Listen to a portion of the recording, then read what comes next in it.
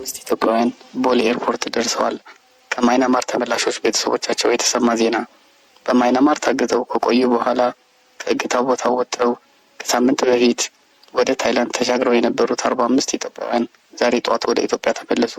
ገና ታይላንድ የሚገኙ ኢትዮጵያውያን በሰጡት ቃል 45 ዜጎች ወደ ኢትዮጵያ እንደሚመጡ፣ እነዚህም መካከል 8 ሴቶች ቀሪዎቹ ወንዶች እንደሆኑ ትላንት ምሽት ተመላሾቹ በረራ ሲጀምሩ ገልጸዋል።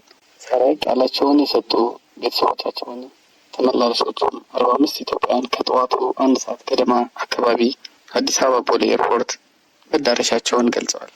ከሰኞ መጋቢት 1 ቀን 2017 ዓ.ም በተመሳሳይ መልኩ 32 ኢትዮጵያውያን ወደ ሀገራቸው መመለሳቸው የሚታወስ ሲሆን የውጭ ጉዳይ ሚኒስቴር 43 ኢትዮጵያውያን ደግሞ ዛሬ ምሽት ይገባሉ ተብሎ ይጠበቃል ሲሉ በዕለቱ አስታውቆ ነበር።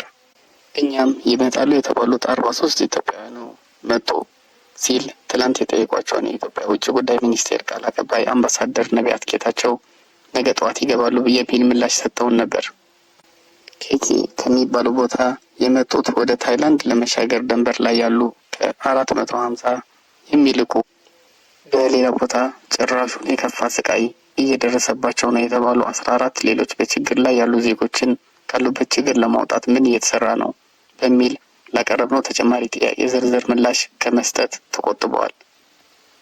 ከቀናት በፊት ውጭ ጉዳይ ሚኒስቴር ጃፓን በሚገኘው የኢትዮጵያ ኤምባሲ በኩል በማይናማር አስቸጋሪ ሁኔታ የሚገኙ ኢትዮጵያውያን ወደ ታይላንድ በመሻገር ወደ ሀገራቸው ለመመለስ ጥረት እያደረገ እንደሆነ መግለጹን አይዘነጋም።